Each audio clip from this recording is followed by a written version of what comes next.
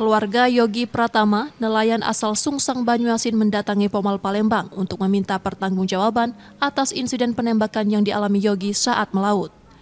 Insiden terjadi pada Sabtu 12 Juli 2025 siang lalu. Sebuah tembakan dari kapal patroli yang diduga milik TNI AL mengenai Yogi. Saat ini korban masih menjalani perawatan di rumah sakit di Palembang. Sebagai bukti, keluarga menyerahkan peluru karet yang telah dikeluarkan.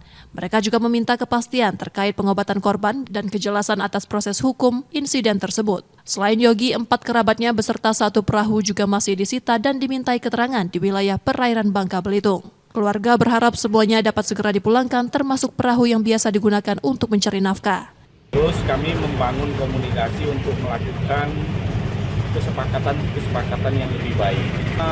Pertama, dari korban ini paling tidak ada tanggung jawab, ada perhatian dari pihak POM di sini, dan keluarga yang masih ditahan di Belinyu di Bangka Belitung, kami minta untuk dikembalikan.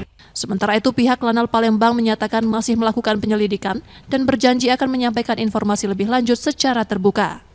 Reski Oktora, Muklas Diferensial, Kompas TV, Palembang, Sumatera Selatan.